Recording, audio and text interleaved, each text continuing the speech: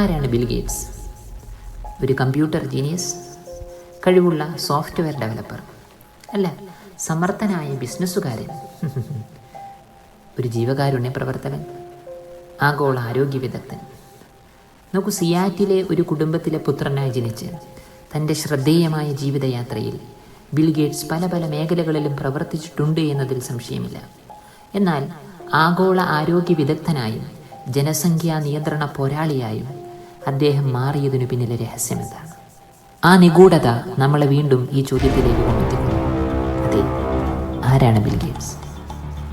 Bill Gates പ്രവചിച്ച ഒരു പ്രതിസന്ധിയിലൂടെയാണ് നമ്മുടെ ലോകം ഇന്ന് കടന്നുപോയിക്കൊണ്ടിരിക്കുന്നത്. ബിൽ ആൻഡ് മെലൻഡ ഗേറ്റ്സ് ഫൗണ്ടേഷൻ്റെ ചിലവിൽ പ്രവർത്തിക്കുന്ന ആഗോള ആരോഗ്യ സംഘടനകളെല്ലാം തന്നെ മനുഷ്യരാശിയെ നിർബന്ധിത വാക്സിനേഷനിലേക്കും ബയോമെട്രിക് ഐഡിയിലേക്കും എത്തിക്കാൻ അവരുടെ പദ്ധതികളാൽ ശ്രമിച്ചുകൊണ്ടിരിക്കുന്നു. സോ ആരാണ് ബിൽ ഗേറ്റ്സ്?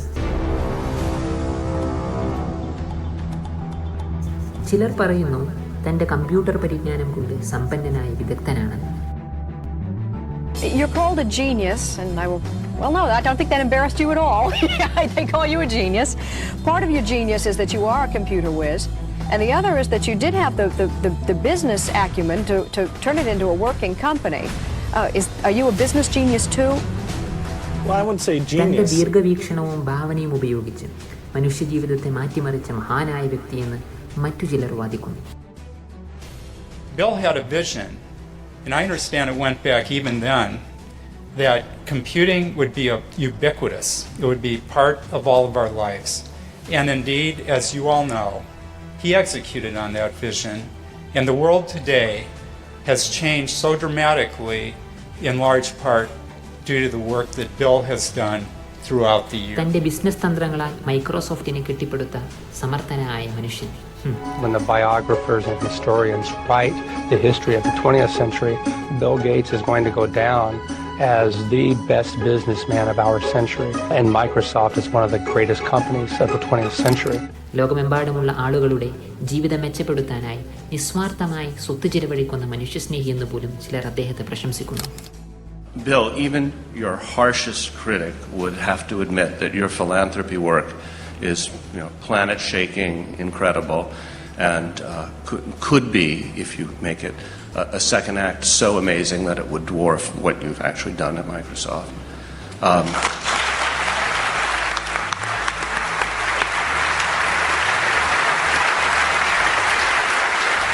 എന്നാൽ സ്വാഭാവികമായും എല്ലാവരെയും പോലെ തന്നെ അദ്ദേഹത്തിനും എതിരാളികളുണ്ടായിരുന്നു. 1990കളിൽ അദ്ദേഹത്തെ തിന്മ നിറഞ്ഞ മൈക്രോസോഫ്റ്റ് കുത്തകയുടെ അത്യാഗ്രഹിയായ തലവനായി ലോകം ചിത്രീകരിച്ചു. Bill Gates isn't content with his Windows system running just a few PCs. He wants it to run the world, spreading like a computer virus into our faxes, our phones, our TV sets, and yes, even our toasters. എന്നാൽ ഇന്ന് corona virus പ്രതിസന്ധിയുടെ കാലഘട്ടത്തിൽ അദ്ദേഹത്തെ മിക്കപ്പോഴും ഒരു വലിയ ആരോഗ്യ ഗവേഷകനെ പോലെയാണ് ലോകം പരിഗണിക്കുന്നത്. Back here with us once again to talk about this, as well as testing, treatments, and more, Bill Gates, co-chair of the Bill and Melinda Gates Foundation. Bill, thanks so much for being back with us. It's been a little over a month since you were here, and at that time, you said the U.S. had not hit its peak. So at this point, do you think we have peaked, and where do you think we are right now in kind of the arc of the pandemic? സത്യത്തിൽ അദ്ദേഹം ഒരു medical ഡോക്ടറും ആരോഗ്യ വിദഗ്ധനുമല്ല. എന്നാൽ പൊതുവായ bill ഗേറ്റ്സിനെ കുറിച്ചുള്ള ഈ കാഴ്ചപ്പാടുകളൊന്നും യാഥാർത്ഥ്യമല്ല. ഈ സംശയങ്ങളൊക്കെ തന്നെ നമ്മളെ ആരാണ് ബിൽ ഗേറ്റ്സ് എന്ന ചോദ്യത്തിലേക്ക് അടുപ്പിക്കുന്നു. വരാൻ പോകുന്ന കാലഘട്ടത്തിൽ നാം എങ്ങനെ ജീവിക്കണമെന്നും എങ്ങനെ ചിന്തിക്കണമെന്നും നാം അറിയാതെ നമ്മളെ നിയന്ത്രിക്കുന്ന, സ്വാധീനിക്കുന്ന നിഴലുകൾക്കെതിരെ ധീരമായി എങ്ങനെ ചിന്താഗതിയെ മാറ്റിയെടുക്കണമെന്നും ഉത്തരം നൽകാൻ പോകുന്നത് ഈ ചോദ്യമാണ്. അല്ല, ഈ ചോദ്യത്തിൻ്റെ ഉത്തരമാണ്. ഇനി ഈ ചോദ്യത്തിൻ്റെ ഉത്തരത്തിലേക്ക് ഞാൻ കിടക്കുകയാണ്. അതെ, കൊറോണ വൈറസിനു ശേഷമുള്ള ലോകത്തെ രൂപപ്പെടുത്തുന്നത് പങ്കുവഹിക്കുന്ന ഈ മനുഷ്യൻ്റെ ഉദ്ദേശങ്ങളും വീക്ഷണങ്ങളും ബന്ധങ്ങളും പരിശോധിച്ചുകൊണ്ട്. വരൂ, നിങ്ങളറിയാത്ത ബിൽ ഗേറ്റ്സിനെ പരിചയപ്പെടാം. പേഴ്സണൽ കമ്പ്യൂട്ടർ വിപണിയിലേക്ക് നീങ്ങുമ്പോൾ IBM എന്ന കമ്പനിക്ക് സോഫ്റ്റ്വെയർ നൽകാനുള്ള തീരുമാനമാണ് മൈക്രോസോഫ്റ്റിൻ്റെ വഴിത്തിരിവായത് എന്ന് പറയാം. എന്നാൽ ഈ കരാർ ഗേറ്റ്സിൻ്റെ സാങ്കേതിക കഴിവ് കൊണ്ടോ ബിസിനസ് മിടുക്കുകൊണ്ടോ നേടിയെടുത്തതായിരുന്നില്ല. മറിച്ച് IBM CEO ആയിരുന്ന ജോൺ ഒപ്പലുമായുള്ള ബിൽ ഗേറ്റ്സിൻ്റെ അമ്മയുടെ സൗഹൃദത്തിൻ്റെ ഫലമായി ബിഗ് ബ്ലൂ എന്ന കമ്പനിയുമായി പ്രവർത്തിക്കാനുള്ള അവസരം മൈക്രോസോഫ്റ്റിന് ലഭിച്ചു. You remember your partnership of IBM and Bill Gates? How did it break up? I do remember very well, actually.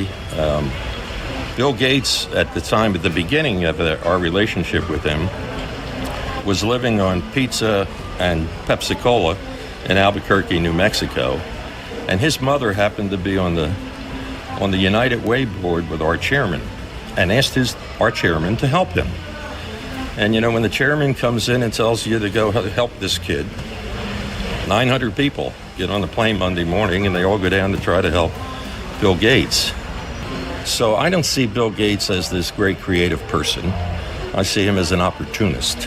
And in fact, in those days, there was a lot of sharing of software code. People gave it away. In Silicon Valley, they would share everything. He came in and he tried to control everything and put a price on it. യഥാർത്ഥത്തിൽ MS-DOS bill ഗേറ്റ്സിൻ്റെ ഭാവനയിൽ നിന്നുണ്ടായതല്ല, മറിച്ച് Tim പാക്കേഴ്സിൻ്റെ quick and dirty operating system QDOSിൽ നിന്നും രൂപപ്പെട്ടതാണെന്ന് computer ചരിത്രകാരന്മാർക്ക് കാലങ്ങളായി അറിയുന്നൊരു കാര്യമാണ്. വിൻഡോസിൻ്റെ ബേസിസായ ഗ്രാഫിക്കൽ യൂസർ ഇൻ്റർഫേസ് എന്ന സാങ്കേതികവിദ്യ ക്സെറോക്സ് പാലോ ആൾട്ടോ റിസർച്ച് സെൻറ്ററിലെ ഗവേഷകരിൽ നിന്നും നമ്മുടെ മന്ത്രി കട്ടെടുത്തതാണ്. ഉദാരമായ മനുഷ്യസ്നേഹമല്ല വാക്സിൻ നിർമ്മിക്കാനും മറ്റ് ലാഭകരമായ ആഗോള ആരോഗ്യ പദ്ധതികൾ നിർമ്മിക്കാനും അദ്ദേഹത്തെ പ്രേരിപ്പിച്ചത്, മറിച്ച് ചില വ്യക്തി താല്പര്യങ്ങളും ബിസിനസ്സുമായിരുന്നു അദ്ദേഹത്തിൻ്റെ ലക്ഷ്യം. ഇത് അദ്ദേഹം തന്നെ വ്യക്തമാക്കിയതാണ്. I'd like to talk to you about your approach to vaccinations. You wrote something recently, and like you always do, you kind of looked at the problem from a scientific and business perspective on things. You've invested $10 billion in vaccinations over the last 2 decades, and you figured out the return on investment for that, and it kind of stunned me. Can you walk us through the math? You know, we see a phenomenal track record. It's been $100 billion overall that the world's put in. Our foundation is a bit more than $10 billion, but we feel there's been over a 20-to-1 return. So if you just look at the economic benefits, that's a pretty strong number compared to anything else. അദ്ദേഹത്തിൻ്റെ ജീവകാരുണ്യ നിക്ഷേപ പദ്ധതി vaccine നിർമ്മിക്കാൻ വേണ്ടി ചിലവഴിച്ചതിനു ശേഷം അദ്ദേഹത്തിൻ്റെ $50 billion ആസ്തി $100 billion ഉയർന്നു വരുന്നത് നമ്മൾ കണ്ടതാണ്. അദ്ദേഹത്തിൻ്റെ വിമർശകർ ആവർത്തിച്ച് ചൂണ്ടിക്കാണിക്കുന്നൊരു കാര്യമുണ്ട്. അതായത് ഓരോ വർഷവും പട്ടിണി മൂലം ലോകത്തിൽ 90 ലക്ഷം ആളുകൾ മരണമടയുന്നുവെന്ന് പറയപ്പെടുന്നു.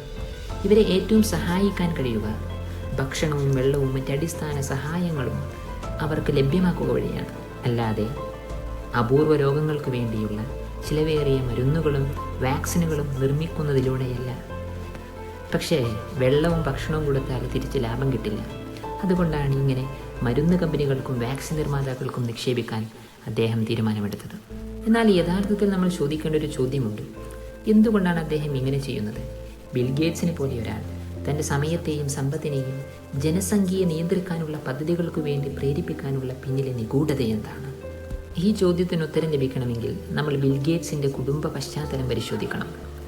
സമ്പന്നനായ ബിൽ ഗേറ്റ്സ് ഒരു സമ്പന്ന കുടുംബത്തിലാണ് ജനിച്ചു വീഴുന്നത്. അദ്ദേഹത്തിൻ്റെ മുത്തച്ഛൻ്റെ അച്ഛൻ, അതായത് മുതുമുത്തച്ഛൻ ജെ മാക്സ്വെൽ ഒരു ബാങ്കറായിരുന്നു. സീറ്റിലെ നാഷണൽ സിറ്റി ബാങ്കിൻ്റെ പ്രസിഡൻ്റായിരുന്നു അദ്ദേഹം. അദ്ദേഹത്തിൻ്റെ മുത്തശ്ശൻ വില്യാഡും ഒരു ബാങ്കറായിരുന്നു. മുത്തശ്ശി അഡേലിയാവട്ടെ ഒരു പ്രമുഖ രാഷ്ട്രീയ നേതാവുമായിരുന്നു. അദ്ദേഹത്തിൻ്റെ അമ്മ മേരി മാക്സ്വെൽ ഗേറ്റ്സ് ബാങ്കിംഗ് കുടുംബത്തിലെ മുൻഗാമികളെപ്പോലെ തന്നെ ഈ മേഖലയിൽ കയ്യൊപ്പ് ചാർത്തിയ വ്യക്തിയാണ്. ഫസ്റ്റ് ഇൻ്റർസ്റ്റേറ്റ് ബാങ്കോപ്പ്, ക്യൂറോ ടിവി ഉൾപ്പെടെ ഒരുപാട് കമ്പനികളുടെ ഡയറക്ടറായി അവർ സേവനമനുഷ്ഠിച്ചിരുന്നു.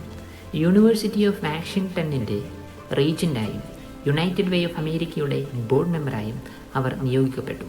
അവിടെ വെച്ചാണ് മുന്നു പറഞ്ഞതുപോലെ IBM CEO ജോൺ ഓപ്പലിനോട് ഈ അമ്മ തൻ്റെ മകൻ്റെ സോഫ്റ്റ്വെയർ വികസന ജീവിതത്തെ സഹായിക്കാൻ അഭ്യർത്ഥിക്കുന്നത്.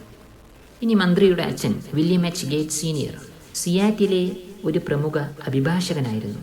അദ്ദേഹം മറ്റു ചിലരോടുകൂടെ പ്രവർത്തിച്ച് ശക്തമായൊരു നിയമം സ്ഥാപിക്കുകയും അതിലൂടെ സ്റ്റാർബക്സ് വാങ്ങിക്കാനുള്ള ശ്രമത്തിൽ ഹൊവാർഡ് ഷൂട്ട്സിനെ സഹായിക്കുകയും ചെയ്തു. കഴിഞ്ഞില്ല, നിരവധി കമ്പനികളുടെ ബോർഡുകളിലും സേവനമനുഷ്ഠിച്ചു. മകൻ്റെ ജീവിതത്തിലും കാരിയറിലും ആഴത്തിൽ ഈ അച്ഛൻ സ്വാധീനിക്കുകയും ചെയ്തു. My dad was large presence, both physically and in terms of his wisdom. He worked very hard, so he'd leave in the mornings, often before we had breakfast, and get home in time for dinner. I always looked up to my dad in terms of how hard he worked. At the dinner table, my dad would go through various lawsuits and expect us to follow along. He had high expectations. നോക്കൂ, ചെറുപ്പക്കാരനായ bill Gates മാതാപിതാക്കളിൽ നിന്നും ധാരാളം കാര്യങ്ങൾ പഠിച്ചു. അമ്മയുടെ banking ചുറ്റുപാടിൽ നിന്നും സമ്പത്തിനെക്കുറിച്ചും, നിയമചിന്താഗതിക്കാരനായ അച്ഛനിൽ നിന്നും ബിസിനസ് കാര്യങ്ങൾ നിയമവിധേയമാക്കുന്നതിനെക്കുറിച്ചും അദ്ദേഹം മനസ്സിലാക്കി. കുട്ടിക്കാലത്ത് തൻ്റെ സഹോദരിമാരുടെ ബേസ്ബോൾ മീറ്റ് തയ്യാറാക്കാനുള്ള അനുമതിക്ക് പോലും ഒരു നിയമപരമായ കരാർ ബിൽ ഗേറ്റ്സ് നിർമ്മിച്ചു. ഈ സ്വഭാവ വൈകൃതങ്ങൾ അദ്ദേഹത്തിന് ഒരുപാട് കൂട്ടുകാരെയൊന്നും നേടിക്കൊടുത്തില്ലെങ്കിലും 1970കളിൽ സോഫ്റ്റ്വെയർ ഡെവലപ്മെൻറ്റ് കമ്മിറ്റിയിൽ ചില ഓർഡറുകൾ കൊണ്ടുവരാൻ അദ്ദേഹത്തെ ഈ സ്വഭാവം സഹായിച്ചു. ആ കാലഘട്ടത്തിൽ പുത്തൻ പേഴ്സണൽ കമ്പ്യൂട്ടറിൻ്റെ സോഫ്റ്റ്വെയർ ഡെവലപ്മെൻറ്റ് ആ മേഖലയിൽ പ്രവർത്തിക്കുന്നവരുടെ ഒരു ഹോബിയായിരുന്നു. മൈക്രോ കമ്പ്യൂട്ടർ വിപ്ലവത്തിൻ്റെ ആവേശവും കമ്പ്യൂട്ടർ എഞ്ചിനീയറിങ്ങിനോടുള്ള അഗാധമായ സ്നേഹവും സോഫ്റ്റ്വെയറുകളെ പരസ്പരം സ്വതന്ത്രമായി വികസിപ്പിക്കാനും പങ്കിടാനും അവരെ പ്രേരിപ്പിച്ചു. അതെ, ഫ്രീ സോഫ്റ്റ്വെയർ. പക്ഷേ ഇത് നമ്മുടെ കൊച്ചുമന്ത്രിക്ക് വല്ലാതെ അങ്ങോട്ട് ഇഷ്ടപ്പെട്ടില്ല. അതുകൊണ്ട് തന്നെ ഈ ഹോബിയെ മൈക്രോസോഫ്റ്റ് നിലംപതിക്കുന്നതിന് മുമ്പ് തന്നെ കച്ചവടവൽക്കരിക്കാനും ആ കച്ചവടം അദ്ദേഹത്തിൻ്റെ ബിസിനസ് സാമ്രാജ്യത്തിൻ്റെ അടിത്തറയാക്കാനും ബിൽ ഗേറ്റ്സ് തീരുമാനിച്ചു. 1976 ന്യൂ മെക്സിക്കോയിലെ Micro Instrumentation and Telemetry System എന്ന കമ്പനിയുമായുള്ള മൈക്രോസോഫ്റ്റിൻ്റെ ആദ്യ കരാർ നിലനിൽക്കുമ്പോൾ തന്നെ അന്നത്തെ ചെറുപ്പക്കാരനായ ബിൽ ഗേറ്റ്സ് ആൾട്ടർ ബേസിക് എന്ന കമ്പനിയുമായി മൈക്രോസോഫ്റ്റിൻ്റെ കോഡ് പങ്കിടാൻ തുറന്ന ഒരു ലെറ്റർ എഴുതി. An open letter to hobbyist. എന്നാൽ ആ കത്ത് തീർത്തും തന്ത്രപരമായിരുന്നു.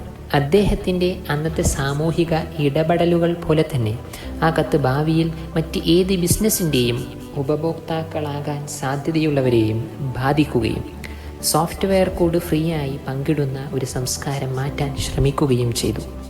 ഉപഭോക്താക്കൾക്ക് അവരുടെ കമ്പ്യൂട്ടറുകളെ നിയന്ത്രിക്കാനുള്ള കഴിവിനെ നിയന്ത്രിക്കുന്ന ആപ്പിൾ കമ്പ്യൂട്ടറുകൾ പോലും ഗേറ്റ്സിൻ്റെ ദേഷ്യം പിടിപ്പിക്കുന്ന ഈ കത്തിനോട് കൊണ്ട് വളരെ എളുപ്പത്തിൽ ഒരു മാർക്കറ്റിംഗ് വിജയം സ്വന്തമാക്കുകയുണ്ടായി. എസ് ഫോക്സ്, Apple BASIC is free. Freeware and open source സോഫ്റ്റ്വെയറുകൾ ഇപ്പോഴുമുണ്ടെങ്കിലും സോഫ്റ്റ്വെയർ കോഡിനെ ഒരു ലീഗലി പ്രൊട്ടക്റ്റഡ് ഇൻ്റലക്ച്വൽ പ്രോപ്പർട്ടി ആക്കാനുള്ള നിയമം നിലനിൽക്കുന്നത് കൊണ്ട് ബിൽ ഗേറ്റ്സിനെ പോലെയുള്ളവർ ശതകോടീശ്വരന്മാരായി മാറിയെന്ന് വേണം പറയാൻ. സമ്പത്ത് എങ്ങനെ സമ്പാദിക്കണമെന്നും ആവശ്യമുള്ളത് നേടാൻ നിയമവശം എങ്ങനെ ഉപയോഗിക്കണമെന്നും നമ്മുടെ മന്ത്രി കുട്ടിക്കാലത്തെ മനസ്സിലാക്കിയിരുന്നു. ബിൽ ഗേറ്റ്സിൻ്റെ മാതാപിതാക്കൾ ജീവകാരുണ്യ പ്രവർത്തനത്തിൻ്റെ ചർച്ചകളെ കുടുംബത്തിൽ പ്രോത്സാഹിപ്പിച്ചിരുന്നു. പക്ഷേ എന്തായിരിക്കും ബിസിനസ്സുകാർ ജീവകാരുണ്യ പ്രവർത്തനത്തിലേക്ക് ഇറങ്ങുന്നത് എന്നതിൻ്റെ കാരണം കുറേ കാലം അവ്യക്തമായിരുന്നു. 2003 ഗേറ്റ്സ് ബിൽ മോയേഴ്സിനുമായി നടത്തിയ ചില വെളിപ്പെടുത്തലുകൾ ആ കാരണങ്ങൾ ജനസംഖ്യാ നിയന്ത്രണവുമായി പങ്കുള്ളതാണെന്ന് നമുക്ക് മനസ്സിലാക്കി. The issue that really grabbed me as urgent were issues related to population, reproductive health. But did you come to reproductive issues as an intellectual? When I was growing up, my parents were always involved in various volunteer things. My dad was head of Planned Parenthood, and it was very controversial to be involved with that. അതെ, ജനസംഖ്യ നിയന്ത്രിക്കാനുള്ള ഏറ്റവും എളുപ്പവഴി reproductive health, പ്രത്യുൽപാദന ആരോഗ്യ രംഗത്ത് പ്രവർത്തിക്കുക എന്നുള്ളതാണ്. വിവാദപരമായ 2 വിഷയങ്ങളാണിവ. അതെ, ജനസംഖ്യാ നിയന്ത്രണവും പ്രത്യുൽപാദനാരോഗ്യവും. അരനൂറ്റാണ്ടായി യൂജനിക്സിൻ്റെ തത്വത്തിൻ്റെ ഭാഗമായിരുന്നു ഇത്. അതായത് ചില കുടുംബങ്ങൾ അവരുടെ മേന്മയേറിയ രക്തം അല്ലെങ്കിൽ അവരുടെ മേന്മയേറിയ ജീനുകളാണ് അവരെ സമൂഹത്തിൻ്റെ നേതാക്കളാക്കിയത് എന്ന് വിശ്വസിക്കുന്ന നീചമായ ഒരു കപടശാസ്ത്രം. അതെ, ലോക ജനസംഖ്യയുടെ ജനറ്റിക് ക്വാളിറ്റി വർദ്ധിപ്പിക്കുക. കുറച്ചുകൂടെ എളുപ്പത്തിൽ പറഞ്ഞാൽ താഴ്ന്ന വർഗ്ഗക്കാരെ ഇല്ലാതാക്കി വരേണ്യവർഗമെന്ന് സ്വയം അഭിസംബോധനം ചെയ്യുന്ന മേലാളരെ മാത്രം ലോകത്ത് അവശേഷിപ്പിക്കുക. അതിനുവേണ്ടി സാധാരണക്കാരായ ജനങ്ങളെ ജനസംഖ്യാ നിയന്ത്രണം എന്ന പേര് പറഞ്ഞ് നിഷ്ഠൂരം കൊന്നെടുക്കുക. യഥാർത്ഥത്തിൽ ചാൾസ് ഡാർവിൻ്റെ കസിനായ ഫ്രാൻസിസ് ഗാൾട്ടനാണ് യൂജനിക്സ് ചിട്ടപ്പെടുത്തിയതും നാമകരണം ചെയ്തതുമൊക്കെ. യൂജനിസ്റ്റുകൾ വിശ്വസിക്കുന്നത് അവർ ധനികരും ശക്തരും സമ്പന്നരുമായത് ഭാഗ്യം കൊണ്ടോ അവസരം കൊണ്ടോ ബിസിനസ് തന്ത്രങ്ങൾ കൊണ്ടോ അല്ല, മറിച്ച് അവർ ഉയർന്ന ജീനുകളിൽ നിന്നും ഉണ്ടായി എന്ന കാരണം കൊണ്ടാണ്. ദരിദ്രരാവട്ടെ അവർ താഴ്ന്ന ജീനുകളിൽ നിന്നും ഉണ്ടായതാണ് എന്നും അവർ കരുതുന്നു.